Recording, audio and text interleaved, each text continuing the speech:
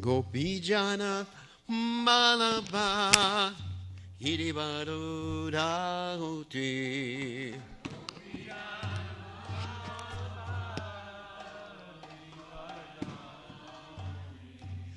Gopijana Malaba Hiribaru Rahuti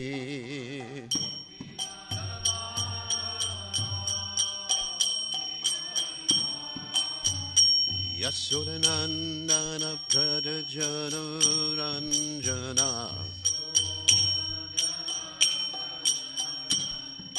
Yasuranandana Pradajanuranjana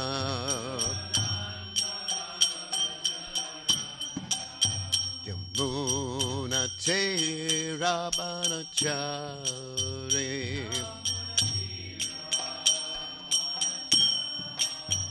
Yamuna Te Rabanachari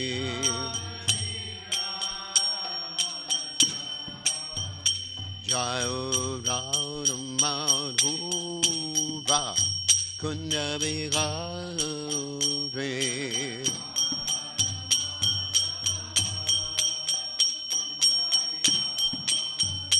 Joyo Rauda Madhuva Kunjabihare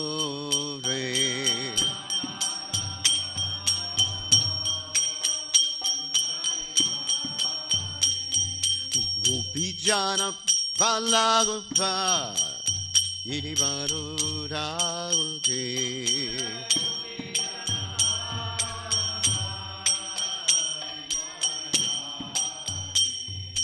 Gopinana Malapa Iribaru Rahuti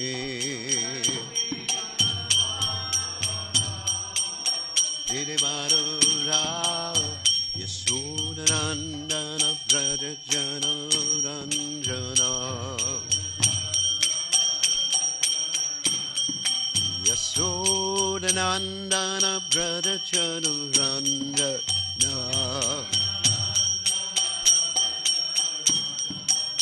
Yamuna Te Rabanachari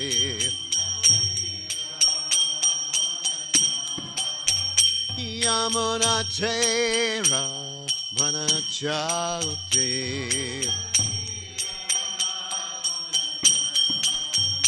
Jayo Rauda Madhuva Kunjabihare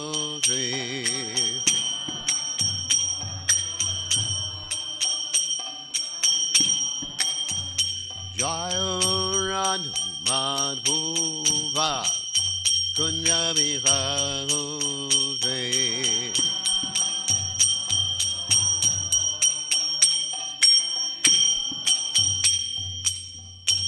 Jai Om Vishnupad Paramahansa Paragacharya also Teta Satashi Shimad His Divine Grace Abhayachanana Bhaktivedanta Goswami Srila Prabhupada Ki Jai ISKCON Founder Acharya Srila Prabhupada Ki Jai Anantakoti Vaishnava Vrinda Ki Jai Namacharya Srila Haridas Thakur Ki Jai Ren Se Kaho Shri Krishna Chaitanya Prabhu Nityananda Shidwaita Gadadha Shri Vasudhi Gaur Bhaktavinda Ki Jai Shri Shri Radhakrishna Gopi Gopinath Sham Kund Radhakunda Giri Govardhan Ki Jai Vrindavanam Ki Jai Matiradam Ki Jai Jagadata Sami Ki Jai Yamunabai Ki Jai Srimati Lasi Devi Ki Jai Samaveda Bhakta Vrinda Ki Jai Gaur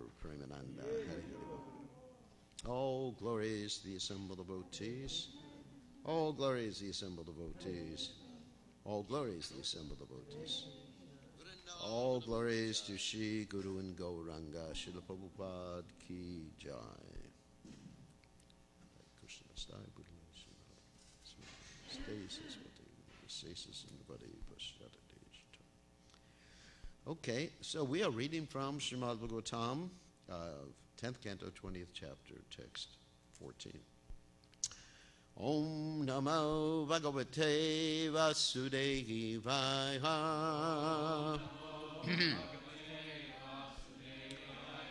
Om Namo Bhagavate Vasudevaya.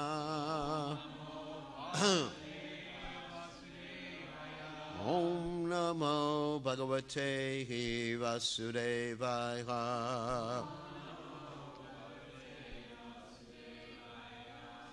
Saridbihi Sangataha Sindhush Chukshobha Swasanormiman Apapva Yoginash Chitang Kamaktam Guna Yuj Yata Sharidbi Sangata Sindhush Chukshobha Swasanormiman Abhakva Yoginas Chitam Kamaktam Guna Yujjata Saridbi Sangata Sindhush Chukshobha Swasanormiman Apakva Yoginas Chitam Kamaktam Guna Yujjata Saridbi Sangata Sindhush Chukshobha Swasanormiman Apakva Yoginas Chitam Kamaktam Guna Yujjata. Okay.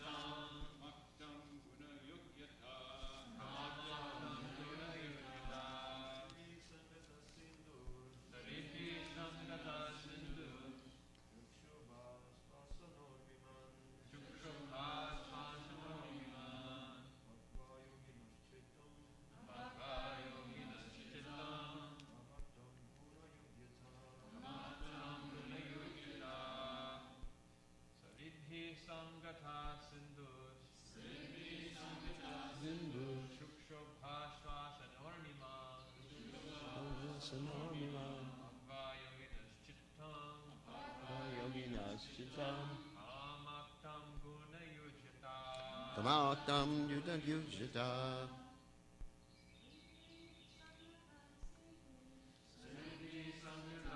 Dush.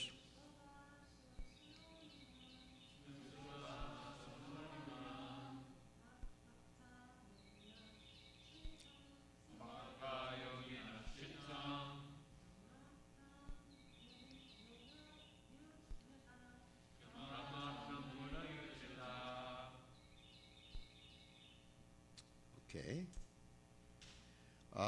Saridbihi with the rivers. Sangataha on account of meeting. Sindhu, the ocean. Chukshobha became agitated. Shvasana, blown by the wind. Urmiman, having waves. Abhakva, immature. Yoginaha, of a yogi. Chitam, the mind. Kamaktam, tainted with lust. Guna yuk, maintaining connection with objects of sense gratification. Yata, just as. Translation, when the rivers join the ocean, it became agitated, its waves blown about by the wind. Just as the mind of an immature yogi becomes agitated because he is still tainted by lust and attached to the objects of sense gratification. You can repeat. Where the rivers join the ocean, it became agitated. Its waves blown about by the wind. Just as the mind of an immature yogi becomes agitated because he is still tainted by lust and attached to the objects of sense gratification. So there's no purport by the servants of Srila Prabhupada, but there's a purport or an explanation by Vishwanath Chakravarti Thakur. The Sindhu River, mixing with the smaller rivers, becomes disturbed with turbulent waves. The use of masculine gender for Sindhu instead of feminine is traditional usage. The desires in the yogi's heart, kamas tam, are compared to the waves. The desires arise from the contact with the material objects, guna yuk, just as the waves arise from the merging of the smaller rivers. And Jiva Goswami says, there is mention of the ocean, though it does not exist in Vrindavana, in order to describe the nature of the monsoon. However, the word ocean can be taken as like the ocean. There is a huge lake called Kuttara, with power like Manasa Ganga at the western edge of the Mathura district. Interesting. So, I guess I'll also read Prabhupada's translation of this verse from here. So, in the rainy season, when the rivers swell and rush to the ocean, as the wind blows the waves about, the ocean appears to be agitated. Similarly, if a person engaged in the mystic yoga process is not very advanced in spiritual life, he can be affected by the modes of nature and thus will be agitated by the sex impulse. And so Prabhupada has a very short purport here. A person fixed in spiritual knowledge will not be attracted by the allurement of material nature in the form of beautiful women and the sex pleasure enjoyed in their association. One, however, who is still immature in the cultivation of spiritual knowledge may be attracted any moment by the illusion of temporary happiness, just as the ocean is agitated by the rushing rivers and blowing wind that occur during the rainy season.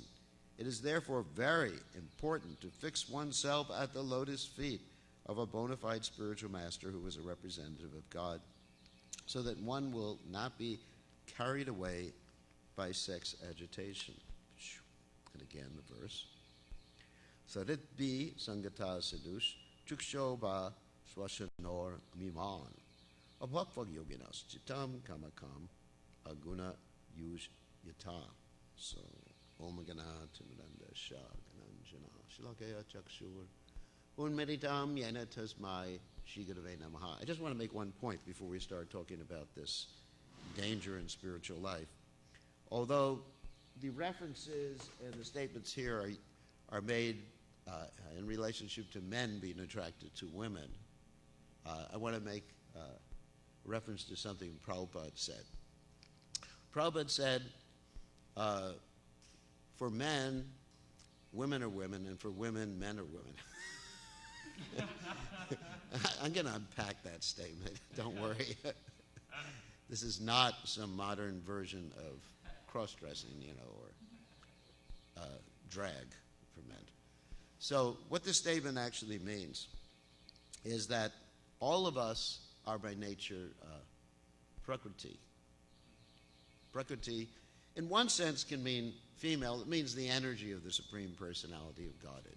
So all of us are, that doesn't mean that all of us in the spiritual world have gopi bodies. That's a different thing. But Krishna's the only Purusha. Ekala Ishvara Krishna, Ara Sabda Vricha. Krishna is the supreme male, and all of us are dominated over by the predominator, who is Krishna.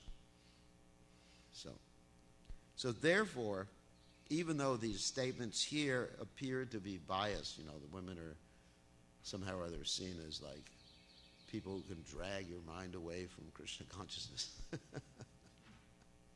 It's kind of funny. So, that means your mind wasn't there anyway. So, even though the depictions are like that, the reason for that is the particular culture in which these Vedic literatures were written was basically a culture in which was based not in the cities, but in the farms or in the country. And so, therefore, the women and men had certain duties in life that were based upon their particular geographical situation.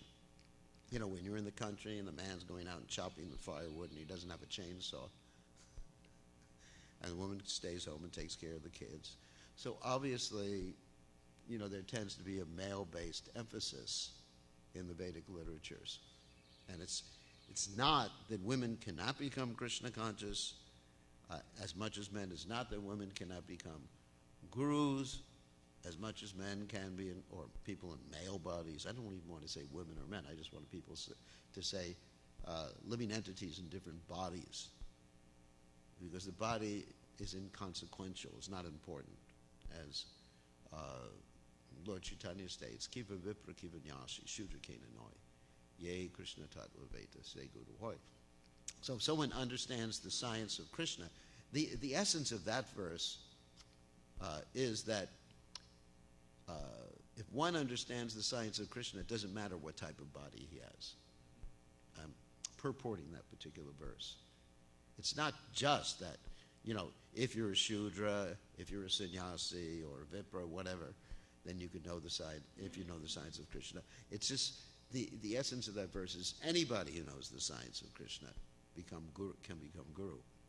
Although sometimes those people who are accustomed, now comes the politics, to a chauvinistic viewpoint, they take that to mean that, yes, the ladies can be Shiksha gurus, but not Diksha gurus.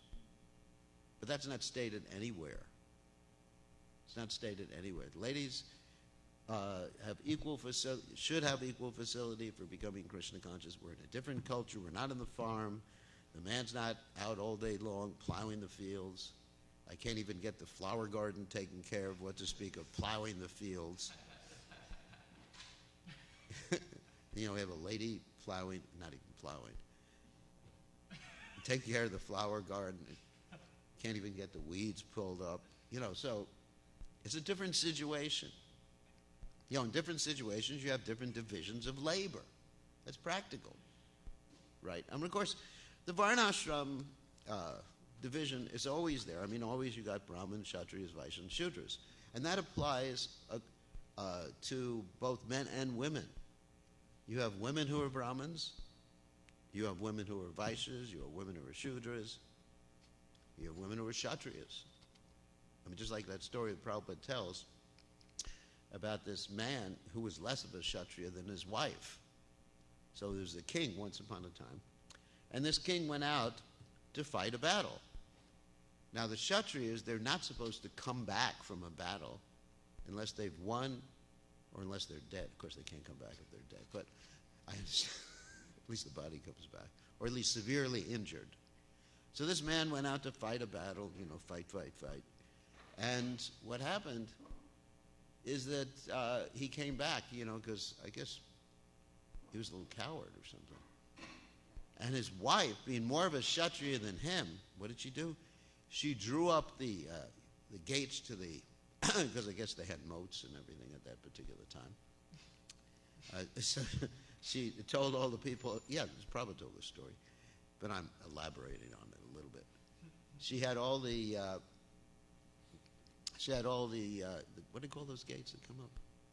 Drawbridges. She had all the drawbridges brought up. And the poor guy said to his wife, let me in, honey. And she said, you're not my husband. You heard this story before. You're not because my husband would not come back unless he had been severely injured or had won the battle. You're just a wimp. So the guy, getting renewed strength from his wife, went out and fought, and he came back and he won the battle, and the wife said, "Now you're my husband." So what I take from that story is that the women are kshatriyas too. I mean, obviously, she was more of a kshatriya. And, Brahmins too, you have so many stories of how the women are great preachers, women are gurus in our sampradaya. There's so many instances of this. And so to deny people service on account of their body is horrendous. So anyway, we're all female in relationship to Krishna in an ontological sense. That's the point. So when you hear these descriptions, don't get discouraged. The women shouldn't think, "Oh my God, I'm an agent of Maya." Or the men shouldn't think, "Oh, they're agents of Maya. Durga Devis, running around." Yeah, you won't even leave your house. I know, just like in New York years ago, and even I heard the same thing about London, that they wouldn't let the ladies chant japa. Some of you heard this story before. They wouldn't let the ladies chant japa in the temple room because the brahmacharis were afraid of them. Scary. It's scary. Oh my God. So, and they, yeah, Prabhupada, and they wrote a letter to Prabhupada, and Prabhupada said, "What is this? This is not our system." And so they're so agitated they go to the forest. But if they go to the forest, there's no preaching because they're going out in the city every day and meeting so many ladies in their book distribution or whatever preaching they're doing. And I remember visiting the temple when it was like that. And, I was going to the temple, and all the ladies were hanging out on the lamppost, basically. Seriously, hanging onto the lamppost, chanting japa outside. What are you all doing outside? We're not allowed in the temple room. In London, it's the same thing. What's that? Kills it? It still goes on, yeah. It's crazy. If people are so disturbed, it's really not due, according to this verse, let's go back to the Bhagavatam. If people are so disturbed, it's really not due to the ladies, or it's not due to the men if the women are disturbed, according to this verse, because the yogi is still tainted by lust and attached to the objects of sense gratification. That's the problem. The problem isn't the object of the senses. I mean, you can't blame a pizza for attracting you.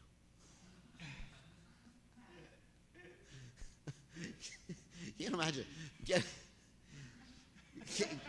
getting angry at a piece of pizza,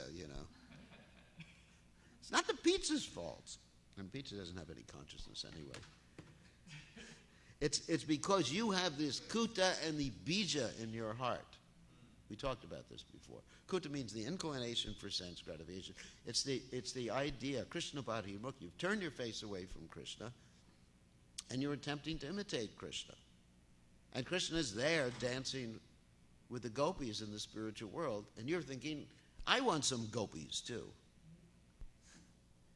And so, some people are not satisfied with one gopi, they want many gopis. Anyway, so I wanted to tell some stories about this because these are interesting subject matters that we learned about when we took sannyas. So this sort of lust in the heart can bewilder even the demigods. And I was thinking of this story. You think, the demigods, they behave themselves. But here's some stories about the demigods. One story is the story of Soma. He's a really good demigod. And, he became so lusty, he saw Brahaspati's wife. This story from the Bhagavatam. Brahaspati's wife was named Tara. And he kidnapped the wife of his spiritual master. I mean, can you imagine what this lust does to someone? Avartam jnanam etena jnanino nityavairina kama rupena kontiya dushparena and Elena Chada's Bhagavad Gita. That one's intelligence becomes covered by this lust. Avartam jnanam etena, one's knowledge becomes covered. Jnanino nityavairina, which always burns you. Kama Rupena, it is known as the form of lust, Kontia, Dushparena Analenacha. Of course, in the beginning, lust may just be manifest as pride, because as the subtle form of lust is profit, adoration, distinction. Thinking, I know more. Even that's lust, just thinking, I know more. Like I heard a story last night about some devotees. This is in Prabhupada Memories, which I listened to while eating prasadam. Some devotees approached Prabhupada thinking they knew more than Prabhupada. This devotee actually got kicked out, I can mention his name, was Jamadagni. It was in Los Angeles. I wasn't in that room, but I was hearing the memory that his ex-wife was telling. It was a really interesting story. So he goes before Prabhupada, and actually in a very challenging attitude, asks Prabhupada, what if we don't want to follow the GBC, like that. And he starts with something like that, and then he starts criticizing what Prabhupada is doing. And Prabhupada said, ultimately, he said to this person, your duty is to enjoy the material world. And then the person asked, but you're my spiritual master, Prabhupada. And Prabhupada said, you have no spiritual master. Just kick the guy out, because the guy was so offensive. Anyway, so this pride, that's why we have this verse in the Shikshashika, Chanadapi Suniche Nataradi Vasishana, Amanina Manadena Kirtini Asidari. One has to be more tolerant than tree, devoid of all sense of false prestige in order to chant the holy names properly or continually. So this pride is actually a manifestation of lust. It's a subtle form. If one is humble, then one won't succumb to this lust. Humble in the sense of accepting Krishna, accepting the Guru, and not thinking one's better than Krishna, one's better than the Guru, one knows more than Prabhupada, for example. Anyway, so let's get back to the point. So Soma,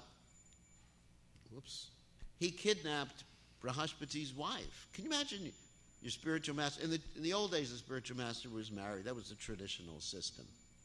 The spiritual master wasn't a sannyasi. Sannyasis would travel around and by traveling around, they wouldn't get attached to anything. So that it's described that you'd sometimes live under a different tree every night. Except for Chaturmasya period, when it rained a lot, then they would actually engage in austere practices so they wouldn't get attached to the tree that they were living under.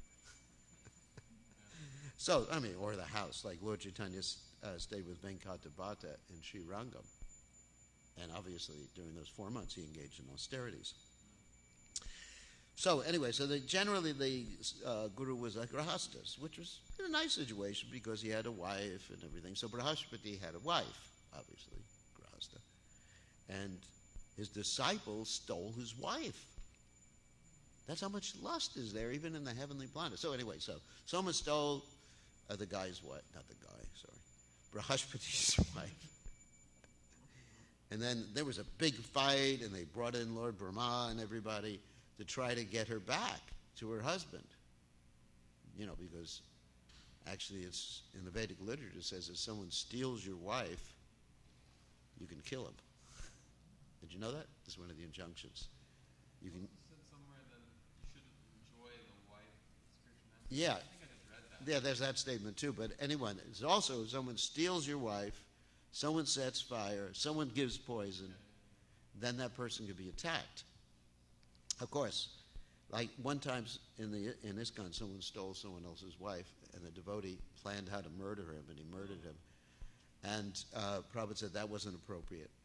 It's if someone is in the act of kidnapping, that's one thing. Not a premeditated thing that, hey, or if the wife goes with the guy voluntarily, it's another thing. So that's another subject matter.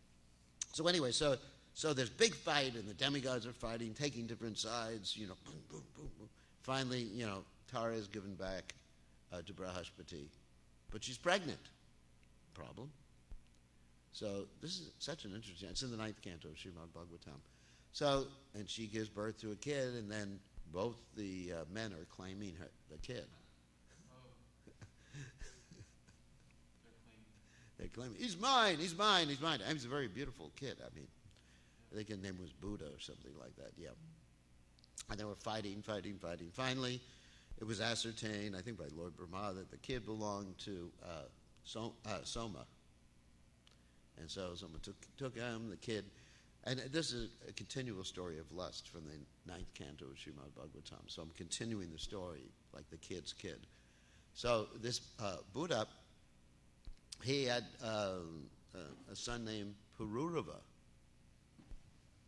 And so, Pururava also, like, the apple doesn't fall far from the tree of the father or the grandfather. So what happened is that Pururava also succumbed to lust in a very interesting way that's described in the 9th canto of Srimad Bhagavatam. That what happened is that Urvashi, one of the really nice apsaras from the heavenly planets, came down to the earth planet. Why did she come down? Because she had agitated Mitra and Varuna, and she was cursed to come down to the earth planet, because she was so attractive, whatever. And anyway, hopefully I get a chance to talk about how to overcome attraction at the end of class.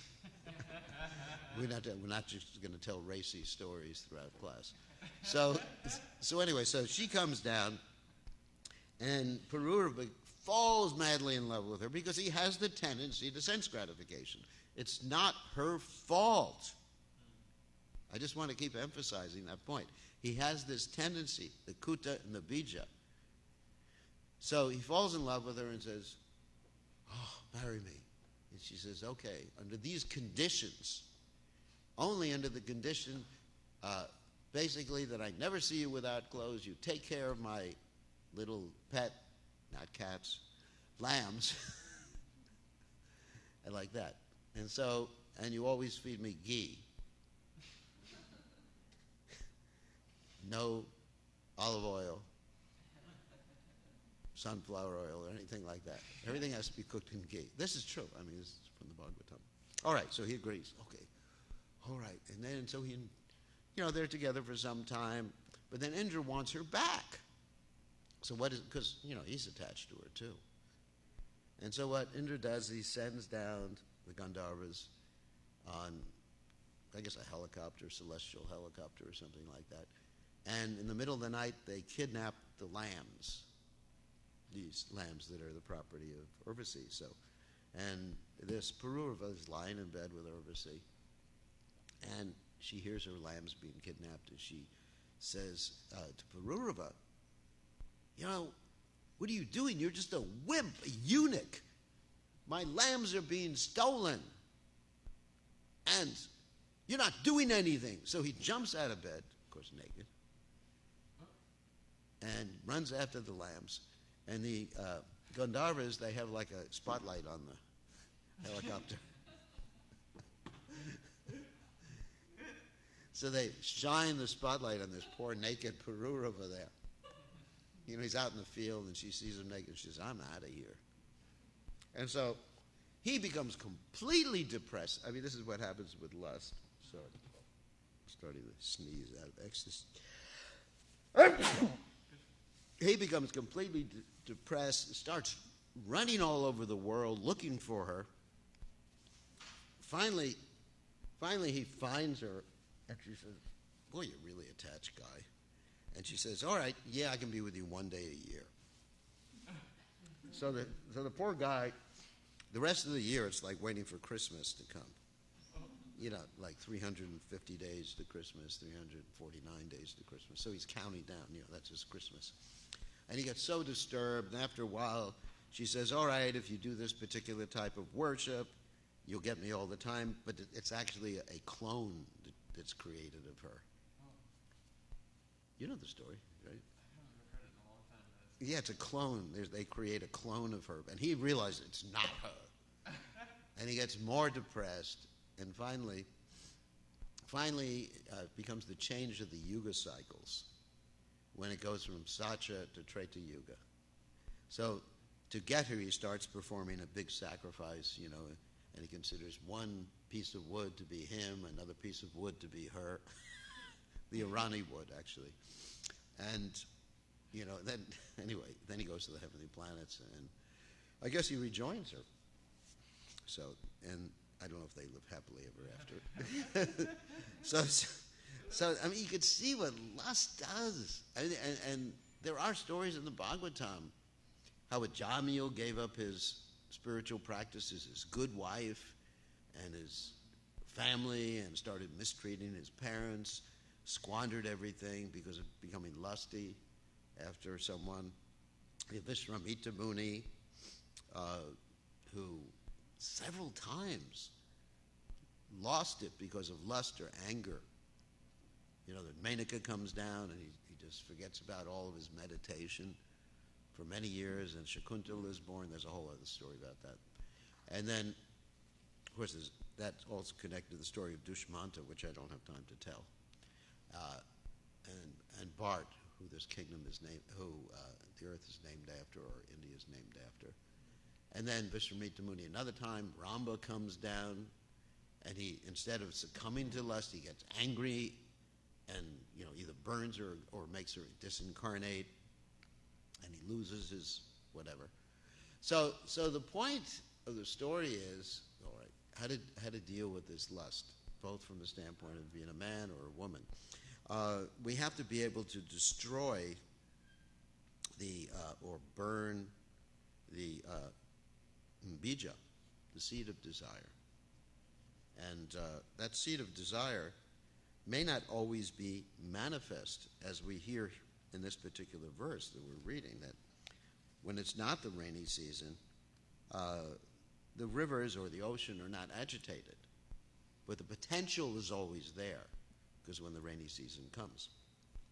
So we may appear, like a yogi may appear very, very peaceful, but if the inclination is there, it just takes a little stimuli to waken that inclination or to water the seed. It's called a bija, which is the same. Bija means seed. Nakuta means inclination, bija means seed. So, as Prabhupada gave the example, if you want to neutralize a seed, you have to fry it. Otherwise, you can take a chickpea that has been stored for 1,000 years or 5,000 years in the pyramids, and the chickpea will actually sprout again. Just like anybody who's made sprouts knows you can keep the seeds in a jar, and then the seeds will actually sprout after some time, even though they're dry. So, but if you fry it, if you put them in a frying pan and just fry it, they're not going to sprout. So how do we fry the seed? We fry the seed by chanting the Lord's holy names. That's the only process. And so we have to chant purely. If we chant purely, and also if we hear about Krishna's pastimes from the proper person, like Prabhupada said, if you hear about Krishna's pastimes from the proper person, these pastimes will actually, or the hearing of the pastimes, will actually fry the seed and destroy this lust. Also, if you see the form of the deities, and you see how attractive Krishna is, just like when I look and see how attractive Radha Golokananda are, then all the attraction I have for other things in this world, like a sunset or a sunrise or the chirping of the crickets, it is nice to come out in the morning, the crickets are going, cricket, cricket, cricket, or the birds. It just becomes inconsequential. Like Rupa Goswami says in his sarcastic statement, if you would all desire to enjoy society, friendship, and love, don't go to see Krishna standing on the bank of the Keshi Ghat playing his flute.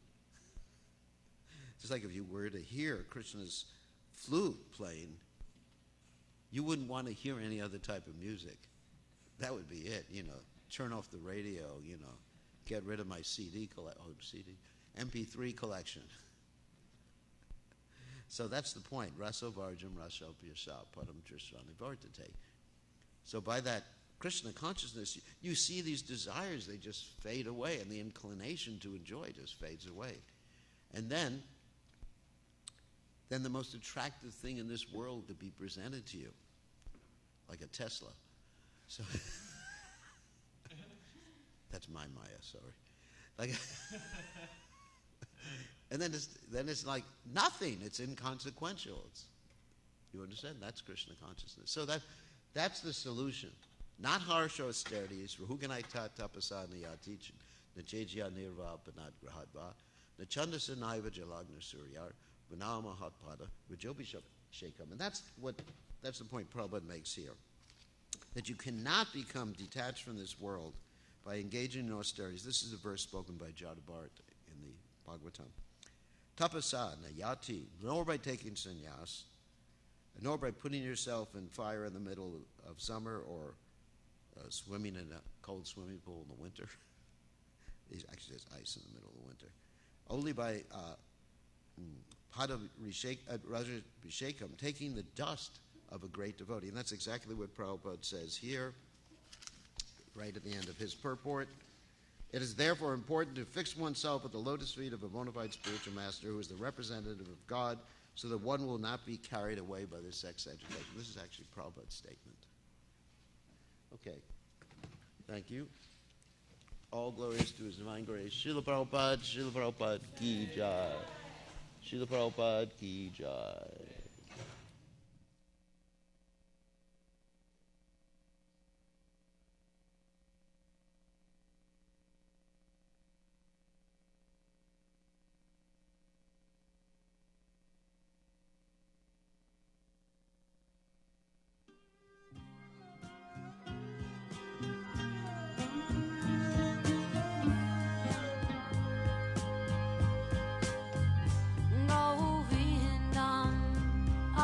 Purusham Namaha